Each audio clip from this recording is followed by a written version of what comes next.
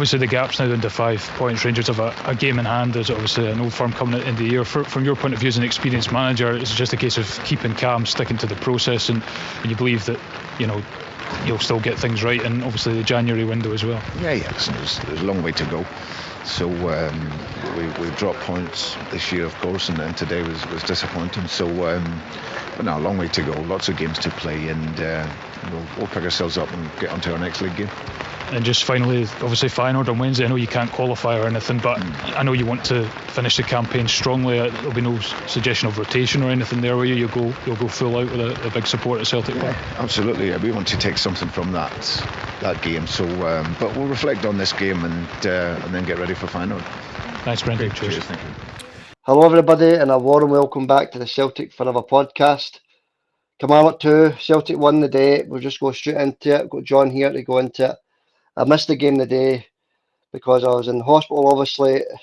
Just slept all the way through the game, so I missed it. So apologies for that. John obviously did see the game, so let's go through it. First of all, how you doing, John? I'm all right, Xander. I'm all right. It's good to have you back, mate. You'll be glad you slept through that today. I can tell you that. But look, I'll just start by saying your health's the most important thing. Football is just a pastime, really, compared to your health. So as long as you're okay, Xander, that's the main thing. Thanks, John. Appreciate that, man. Appreciate that. But obviously, the Celtic fans are no happy today, John. Give me a wee quick sum up of the game, if you can, John, and then we'll start it from there. Well, personally, what I'm taking for it is it was a game of two halves, really. Celtic and O in particular missed. Well, let me go through I don't want to pick on any individual players here because we get beat. I mean, getting beat happens. We're not invincible, no. I mean, they're just guys playing football. So, O had a head save from a corner. I thought he should have done a lot better with. That was in 11 minutes. Then he blazed an easy chance over the bar in 23 minutes. Then he blazed another chance over the bar. These are all good chances, by the way. And this is 4 notes in a row I've got in the raw today with O. And then he missed another sitter for a great cross for 4 yards, Sander. 4 yards. Great cross for Mikey Johnson. 4 yards out, inside the 6-yard box, and he completely misses the ball. Yeah, we've been mentioning O for a few weeks now, John, about the chances that he's missing. And as you say, sitters sometimes. But he's missing a lot of chances, John, and you've just rained off 3 or 4 there in the game today. He's not the man to lead us up front, is he? Definitely no, Xander. And that was all within half an hour. And the last 3 were within 7 minutes each other. Celtic created chance after chance after chance. And all I was seeing is this missing sitters. Palmer had a shot deflected over the bar. O'Reilly had a shot saved. McGregor had a cross saved, a low cross. The keeper got a great touch there. Lots of lethal crosses. I mean, the opening 30 minutes, it was just Celtic domination.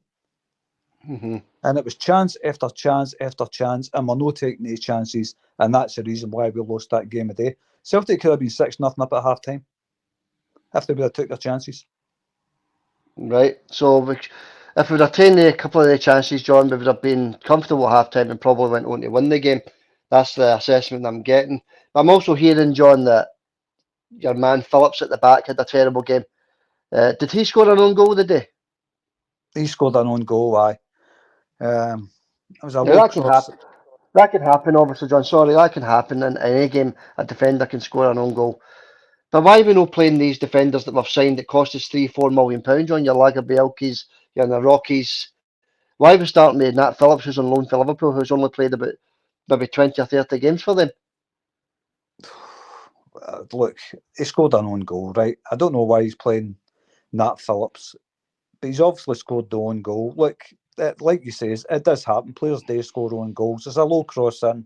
He's tried to defend it and he's put it right into the net. So that's obviously, that made it 1 each. And I can't remember if there was somebody coming in at the back post or he could have left it and nothing would have happened. One of the ones. I can't remember. But he's put the ball in his own net. But I'm going through all these chances in the first. Kilmarnock also had a couple of chances in the second half. I think they were seeing Celtic missing a lot of sitters, and it gave them confidence. Yeah. That's what I think. But Yeah. Celtic's goal was a shot for Callum McGregor, just outside the box, I think it was. He turned the player inside out. Hits the shot outside the box, the goalkeeper parries it out, and the rebound was put in. It's by Mattarelli, of course, but I'll tell you who was man of the match today before we even get started. Mikey Johnston. Right. Mikey Johnston was man of the match. In my opinion, Mikey Johnston was man of the match. He's the only one that was creating anything. Then he kind of fell away in the second half, took off midway through the second half, and they brought Yang on, and things just went from bad to worse. Yeah, I think the sounds of things anyway, the whole team just dropped the pace in the second half, John. Kilmarnock came at us, apparently. For what I'm reading anyway, Kilmarnock came at us, Celtic didn't know how to handle that. It's not a case of Kilmarnock came at us, Sander. It was a case of Celtic were second to every ball. There was no fight. They were second to every single ball. When a ball get put up the park, a Kilmarnock player was winning it. When there was a 50-50, a Kilmarnock player was winning it. They were getting free kick after that dodgy referee. They were getting corner after corner because they were attacking. They were punting long balls up the park. Celtic couldn't cope with it. Did Celtic even have a shot in the second half? I can't even remember. Mm-hmm. They were so poor. Mm-hmm. Yeah, John, I was listening to a couple of the podcasts, which I don't normally do. It's just because I never watched the game. I just wanted to hear what actually happened today. And everyone I heard, John, they were blaming one player, Nat Phillips. So we were not a one-man team, John. We can't just blame one player for this. What happened today? You know, this has been coming for a wee while. This defeat, you know, draws to St Johnstone, draws here and there, draws to Motherwell. You know, this has been coming for a while. The team's no built. Yeah, we've been having a few bad performances, John, and okay, we blew Aberdeen away, we blew Hibs away in midweek, but you know, as soon as it comes to these away games, they're a bit tougher. We seem to struggle. But we went, John. Let's put it this way: we went from winning 5 trophies, 2 trophies in one season, then a treble, to being out the League Cup earlier this season. Thrown away an 11-point lead, I might add as well. 11 points ahead at one point, to now 2 points ahead if they win their game in hand, and doing absolutely nothing in Europe, John. The signs are not looking good, I think. No, I thought we were going to hit a bit of form after the performance against Hibs in midweek, but the first half, like I said, Xander, it should have been 6-0 at half time. It really should have been. We need to get shot at him. Put him out on loan, do whatever. You can't have chance after chance like that and miss them. He's not a striker. I've said it many times. If I say that in this podcast, that guy is not a striker. Mm-hmm. Yeah, no, I know what you're saying. He's missing a lot of clear-cut chances, John. It's obviously January kind of come quick enough for the Celtic supporters. That's a fact. Look, the first thing we need to do is sign a new striker. We need somebody up there with a bit of experience for a start. You know, for some reason he's not playing Kyogo up front just now. He's gone with O up front. Why Kyogo never started the day, I do not know. The wee man can finish. He can sniff out a chance at any time in the game. He's scored 60 goals in 2 seasons, I think it is, Kyogo. But the last 2 games he's not started. So we definitely need to get into that transfer market as soon as possible. But by then we could be sitting second in the league. I'm not saying that's going to happen because I think we've got a few home games coming up. I think we've got a home game against Hearts coming up. I think we've got another couple of home games. We've got the home game against Rangers as well coming up. But that's another thing we'll need to touch on is the Rangers game coming up. Form will need to improve for that, obviously. So, what do you think? Why do you think Kyogo's not starting, John? Why is Brendan going with O up front just now? Maybe he was keeping them for that meaningless game in the Champions League in midweek. I don't know, Xander. I don't know. But he started with O against Hibs as well, didn't he? And I don't know why he's doing that. I don't know. Maybe he's seen something in training that we don't, Xander. I don't know. But Kyogo's a proper striker. He's got striker's instincts. Always got instinct and no ability. He's just hopeless, absolutely hopeless. I just read you out 4 chances that he missed. One of them was offside, right enough, but he didn't know that. But four clear-cut chances, 2 blazed away over the bar into the back row of the stand. Twice he did that. And obviously he missed the sitter for about 4 yards out. And there was another one. He had a header for a corner. It was garbage and all. But you can touch on this guy, Nat Phillips. If other podcasts are blaming it on one man, they're very, very mistaken. That was the whole team's fault. That wasn't. Look, I'm not going to say Nat Phillips had a great game or anything because he was terrible. He was slipping all over the place. He was losing the ball. He was letting them go and attack. He was letting them get by him. He was trying to get around players that were taking it off him and having shots. He was poor, Xander. He was really poor. But so were most of the team. So I'm not going to point the blame at one player. If I was to point the blame at one player, I'd blame it on the players that missed the sitters in the first half. Like I said, it should have been 6-0 up at half time. Yeah, you bury the chances the game's finished. It's as simple as that.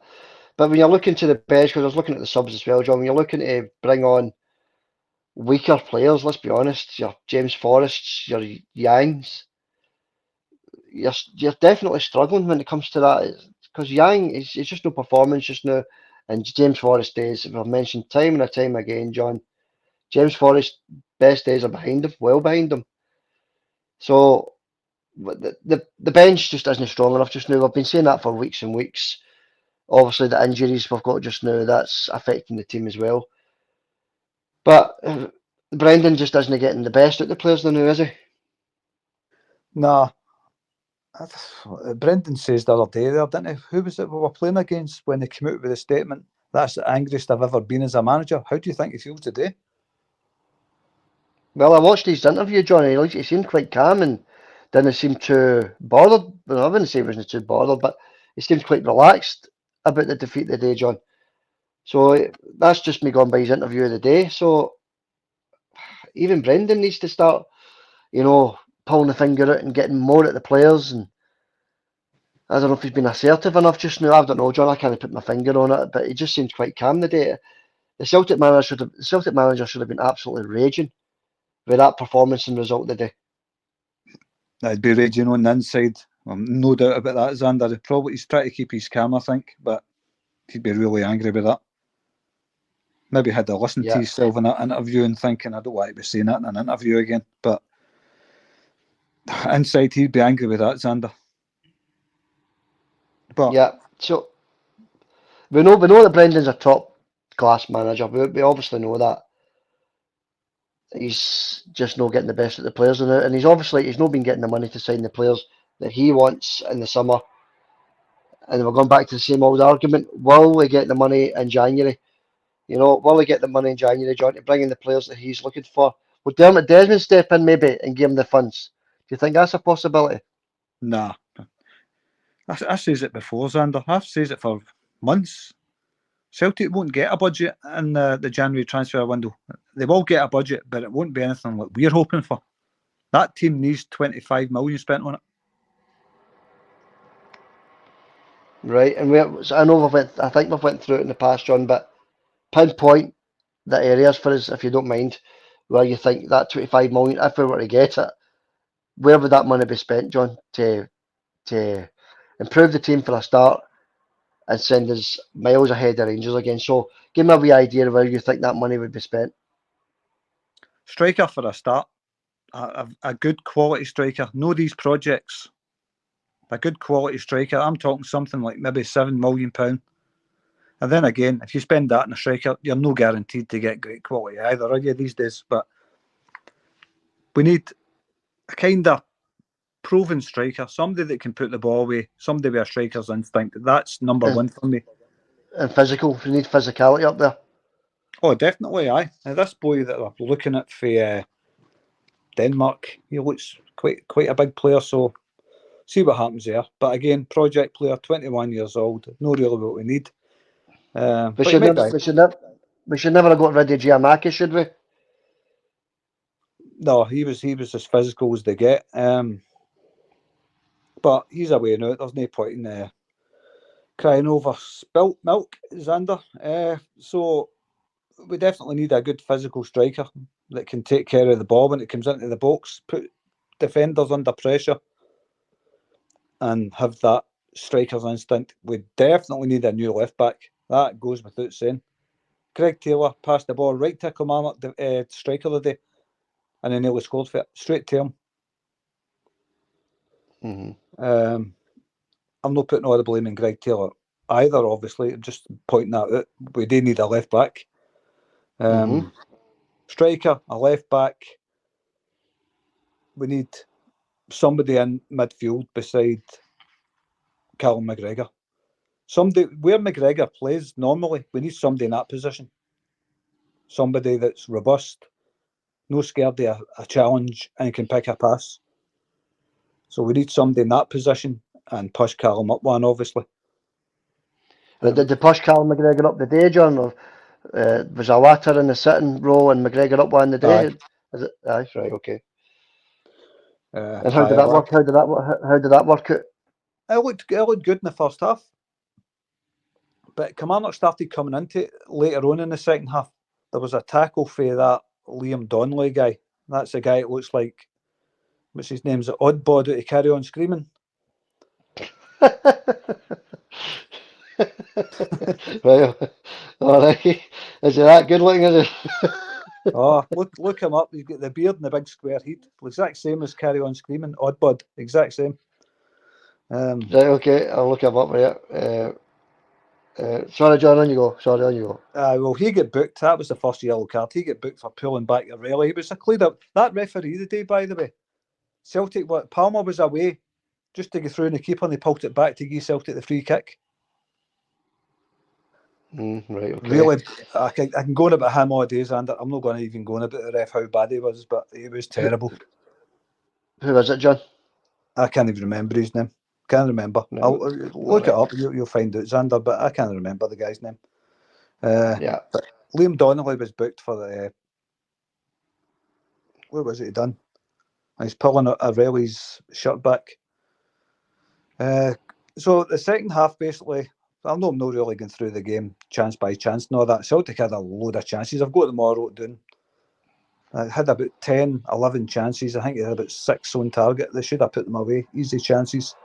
But the second half, Kelly came out. This is what I've got in my notes. Kelly dominated early in the second half. Little did I know at that time when I wrote that. That was to continue all through the second half. Celtic had a couple of chances in the second half. Nothing cast iron. And then Armstrong had a right through the back of Taylor, a really, really bad challenge through the back of Taylor, put him right out the park, right through the back of him, yellow card. It should have been a straight red. Right, okay. See, I don't know anything that happened, obviously. But I did read that Kilmarnock had 12 attempts on goal, John. When does that ever happen in the SPL when a Celtic are playing these teams in the SPL? 12 attempts against us today. That never happens, does it? No, they did have a lot of chances, but it was Celtic that was gifting them the ball, Xander. Constantly gifting them the ball. They weren't challenging for 50-50s. Kilmarnock were first to everything in the second half. It was a totally different Celtic that came out. Either that, or it was a totally different Kilmarnock that came out. Well, you're talking about a totally different Kilmarnock there. I was looking at their stats before the day's game against Celtic. One goal they scored in 4 games, and they scored 2 against us today. So if there's a different Kilmarnock, there was a different Kilmarnock. That's how I look at it.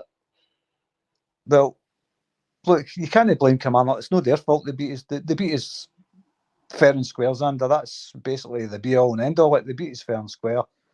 I'm not going to say good luck to him because I don't like McInnes, so I would never say that. He was going mental, obviously, when they scored their second goal.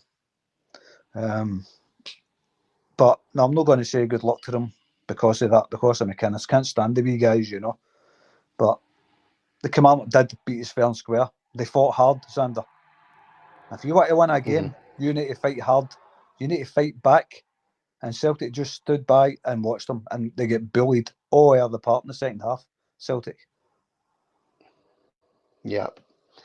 All right, John. All right. It's not a great day for us, obviously. We sit 2 points ahead at the top of the league still. Well, it's obviously 5 points, but they'll win their game in hand. That's obvious. I don't even know who that's against. So 2 points ahead still at the top of the league, John, and there is no room for error. That's the bottom line. No, definitely no room for error. I felt sorry for the Celtic fans that turned up today. Look, I says yesterday's podcast, obviously you were in hospital, you couldn't come on the podcast, but that plastic pitch, I went on a wee bit about that, but I'm right to go on about that. It's a bad, you could see the Celtic players, they wanted to get in for a challenge and they were putting the brakes on before they got. This was the difference between the teams, and this is what I think the difference was. When the ball was rolling along the ground for like maybe a 50-50, Celtic players were chasing down defenders fast, and before they got to them, they had to put the brakes on in case they did themselves damage. So their defenders were getting an easy time in the second half. Celtic players were scared on that surface, and the Kilmarnock players weren't caring. They were getting stuck in. That was the difference. Celtic players, you could see them. You could see it. They're running fast, to putting the brakes on, and the feet going off fast, trying to stop themselves. Instead of going right into the player and continuing, they were putting the brakes on, and that was the difference between the two teams in the second half. Kilmarnock's shoes never had any brakes. No. Obviously, I'll catch up with the game. I will catch up with the game. I'll have a wee look at the highlights, and we're going to be doing the midweek podcast for the Champions League game, obviously. So we'll come back to the game, John. We'll all come back to the game once I've seen it. But thanks for going through that with the game today, because it must have been a tough watch for you today and every other Celtic fan. But we'll move on, John, to the Green Brigade. This Green Brigade carry on with the board, the fans. There's a big split between the support and the board just now, John. That now needs fixed, isn't it? Well, I think they're going to stand their ground, the board. I don't think they're going to let the Green Brigade back in. No, anytime soon. This says the ban was indefinite. So, in regards to that, I can't see it ever happening again. I think it's finished. I hope it's no. I'd love to see the Green Brigade back. Need them at Celtic Park. But I can't see it happening. Right, fair enough, John. I just hope you're wrong, obviously, but that's your opinion. That's fair enough. I don't know what's going to happen. My personal opinion is I don't know. Every week you're wanting this to be over with, the Green Brigade allowed back into the stadiums, but so far, how many weeks has that been now? 4 weeks? Maybe more? Maybe longer? Aye, it's a few weeks now, aye. I've badly missed, didn't they? Badly missed at Celtic Park, especially, because the Celtic fans were in good voice today. But that park, well, what I did hear at the start of the game, I don't know if there's any truth in it. They were talking about the park, Big Chris Sutton and the Sky commentator. And apparently the season after next season, Kelly are going to put a new pitch down.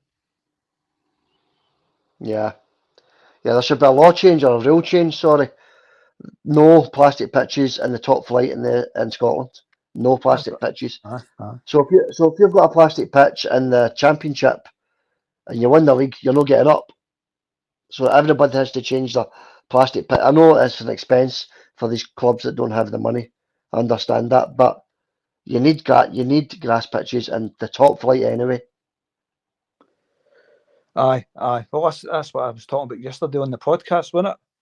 If you're in the Championship and you're winning that league, you need to get your pitch replaced, because plastic is not acceptable for top level football, in my opinion. Yeah. It's no the end of the world, John. We understand that. It's one defeat, first defeat of the season, obviously. And we just move on. We've got a good rerun of games, as I said, coming up, John. I think we've got 3 home games and 1 away game against Dundee, I think it is. So we've got a wee chance to bounce back there, John. But I want to touch on the signing policy again, John, because it's been project players, even with Brendan at the start of the season. It's mostly project players that he brought in. So we need to change that for projects to experience. That must happen in January. Aye, that's definitely. It's got to be experienced players for knowing into the projects. I mean, don't get me wrong, we've got some half decent players as projects, but and you've got to also remember as well, Xander, the players that was missing. I know that's not an excuse. Celtic should be able to put any of their 11 out and beat Kilmarnock. But totally agree. But obviously, Maeda out, Hatate out, Cameron Carter-Vickers was missing the day, and I says that yesterday he wouldn't play, and I was right, he didn't play. But Abada as well. Aye, look, like I says, we should be able to put any 11 out. A second string should be good enough to beat a team like Kilmarnock. They're just mud churners, Kilmarnock. You know, there's no ability in their team. There's no great players or anything. What they have got is they've got fight in them. And when Celtic weren't up for the fight, Kilmarnock were. And they accepted that, and they beat us. Right, fair enough, John. If they deserve to win, they deserve to win. So that's well done to Kilmarnock. You know, they got their win, but it doesn't help Celtic. You know, it's to hear what you're saying about how we performed in that second half. It doesn't fill me with confidence going forward. But I keep saying that Brendan is a top class manager, and he will get the best of the players, and he will turn this around. But as I said 2 minutes ago, no more room for any more slip ups. That's obvious. That goes without saying. All right, John, we'll park that one there. Horrible day for Celtic today. Horrible day. Rangers close the gap to the 5 points. That'll be close to 2 when they play their game in hand. But as I said before, John, maybe 2 or 3 home games coming up, 2 in a row anyway. We've got 2 in a row coming up. Then there's a away game to Dundee, and then we've got Rangers in the New Year game. Anything else you want to add on today's game, John, before we move on? Yeah, no, really. What I will do is give a man of the match for a Celtic player. I think the only guy that looked like it actually meant something to him in the second half, and the guy looks like he never wants to get beat, I says Mikey Johnston, but he went off, and this guy lasted the whole game, and he's the only guy it looked like it mattered to him, and that's Alistair Johnston. Aye, Alistair, right. Aye. Well, I can't comment, John. I can't comment. But if that's what you think, fair enough. Leave in the comments if you agree with John, if he was Celtic's best player of the day. Alistair, he does play well in every game anyway, but, you know, a game or 2 halves we can be doing without it. We had the exact same against St Johnstone last weekend where we were terrible the first half and played better the second half. The same things happened this week in reverse. Better in the first half, terrible in the second half. You're right. It's exactly the reverse. So pass marks for Alistair Johnston. He gets man of the match for me. I'm not going to go marking players, but he gets man of the match. And the bloopers today was obviously Phillips and O. They were the 2 bloopers for me today. They 2 were really poor. So I thought what's his name? Phillips played okay in the first half. He did okay, but he got badly exposed in the second half. And O was just poor the whole game. Yeah, I think Phillips has got 3 weeks left in his contract, John. I think he'll be back down the road after the 3 weeks. I think, in fact, maybe he's even played his last game for Celtic, would you think? Well, I says he was the new Shane Duffy, didn't I, before? Yeah, you said that last week, didn't you? Aye. So, no, for me, it's a good night from me and a good night from him. Cheerio, let him go. Oh, Ronnie Barker there. All right, John, before we go, I just quickly touch on the competition. Who is this mystery player? I know everybody's been waiting all week to find out who this player is. Who is this mystery player? There it is on screen. And the mystery player is... There he is there, John. Stevie Filon. Stevie Filon is the mystery player. No many people got it right. No many people got it wrong, and I said there. No many people got it right. But one person did get it right, and that was Roseanne, well done, Roseanne. You got it right. I think your three guesses were. I can't remember who your three guesses were. In fact, we're going to bring that up. But one of them was Steve Filton, John. So Roseanne wins it. So well done to Roseanne. You've won the Henrik Larsson Celtic Frames print. So congratulations to you. That was a tough one this week, John, wasn't it? I would never have got that. I didn't even think of Stevie Filton. To be honest with you, I wasn't thinking about anybody. I was just get used to seeing it and started to see this Celtic player with a big yellow head.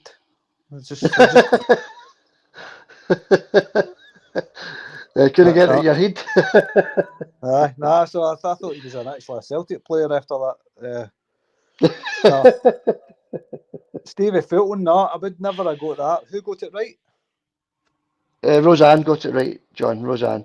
I think she's commented a few times, but she's the only one that got it right. And thank you to everybody that entered the competition. A lot of good guesses in there. Your Paul McStays, your Tommy Burns, your Brian McClares. Well done to everybody thank you, sorry, to everybody that entered the competition. But what I did do was say to myself, I need to make this one tough because the last few have been quite easy. So maybe I made it a wee bit too tough. So apologies for that. But we did get a winner in the end, and it was Roseanne. So congratulations, Roseanne. So what I need you to do, Roseanne, is contact John in the Facebook page, leave your name and address in a private message to John, and I will get that posted out to you tomorrow if you get in touch today or tomorrow. We'll get that posted ASAP, pal. So just get in touch with John on the Facebook page. And this week's competition, John, is back to usual, nice and easy peasy. What minute will the first goal be scored against Hearts on Saturday at Celtic Park? What minute will the first goal be scored against Hearts? Sorry, I'm still a wee bit drowsy for the tablets. So what minute will the first goal be scored against Hearts on Saturday? Leave it in the comment section. We're looking for the minute and the seconds, if you don't mind. Up to 5 guesses each as well, and whoever's the closest wins this week's Celtic Legends print, which is Billy McNeil. The Celtic Legends print, Billy McNeil. Look at that, John. Beautiful, isn't it? Billy McNeil print out. Aye, look at him there. Big Caesar. That could be yours. That's one I would like myself. I like all the prints, actually, all the Celtic Legends. But aye, nice one. And well done, Roseanne, again. That's good. You want me to go through a couple of comments for you there, Xander? A couple of well wishers for you. Aye, just before you do that, John, we could have been doing with a Big Caesar of the day. Aye, Big Caesar and Stevie Filton. Stevie Filton was a good player, I know. Ex-Hearts player as well, wasn't he, Stevie Filton? Stevie Filton, aye, he was a decent player, Stevie. He never really got his full chance at Celtic, I don't think. But aye, he was a good player, Stevie Filton. As you say, former Hearts player as well. Who else did he play for? Did he play for Dundee United? I can't remember. Back a bit now, Xander. It's a long time ago, I know. But Stevie Filton. I'm surprised no more. Sorry, people got that right, John, because it was in a certain era. There is only so many players in that era. You know, I'm surprised that there wasn't more guesses for Steve Filton. But we move on. It's a new competition this week. And I'll just run by that one more time before you go into the comments, John. What minute will the first goal be scored against Hearts on Saturday? Whether it's Hearts or Celtic, doesn't matter. Just leave it in the comments section. We're looking for the minute and the seconds. Good luck to everybody. Right. Well done getting through that, Xander. Just some comments. Udif picked the wrong score for the Kilmarnock Celtic game. He picked 3-1. He says, all the best, Xander. Hope you're back soon. That John was garbage. He says, only kidding, John. Good one, mate. Nah, you done well yourself, John. You done well. And thanks for doing that as well. Obviously, I couldn't date yesterday. So I appreciate that. Thanks a lot, buddy. Right. Oh, no worries, Xander. Elaine says, get well soon, Xander. Hail, John, and everyone on here. I'll just rattle through a few of these. Good pod, John. Superb, says Ghost Tracker. The Prophet. All the best, Xander. Hope you get better soon, mate. Don't leave us with John again. Unkind words there. He's only kidding. I know. I hope he's only kidding. When he messaged me last night to see how you were, and he says, what is it? He says I was like Father Stone out of, what do you call it, Father Ted?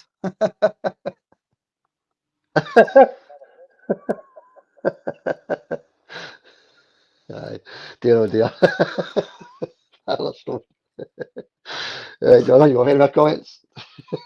He says you get it all excited. You put a point across to me. He says, and then you, whatever. I don't care.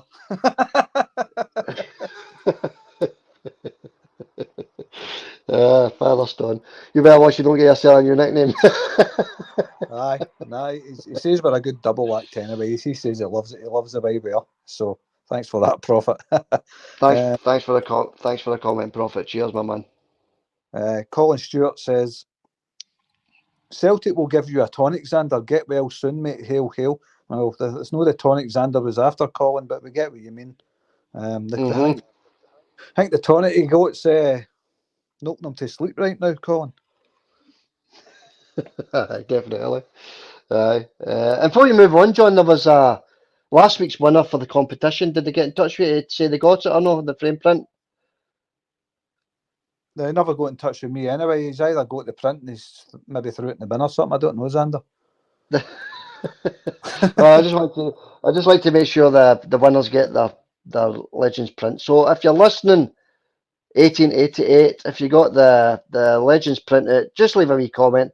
Let us know you got it, buddy. Just want to make sure that it arrived okay. Just leave a wee comment if you got it, mate. Anyway, Paul McComb says, get well soon, Xander, and hail, hail.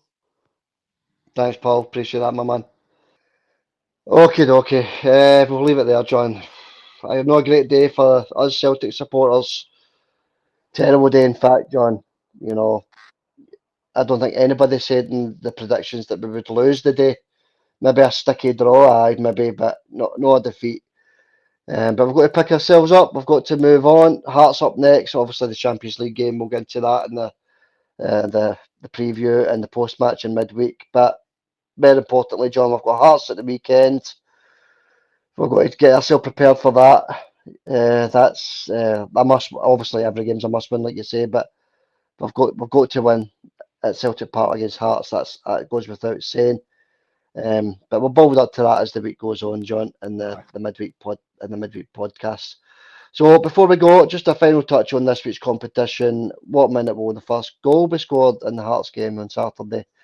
We're looking for the minute and the seconds to win the Billy McNeil Legends printouts. Just leave your guesses in the comments and we will allow you 5 guesses each. All right, John, I'm going to wrap it up there. Are you okay with that? That's fine, Xander. I'll speak to you next time and it's good to have you back, mate. Hail, hail.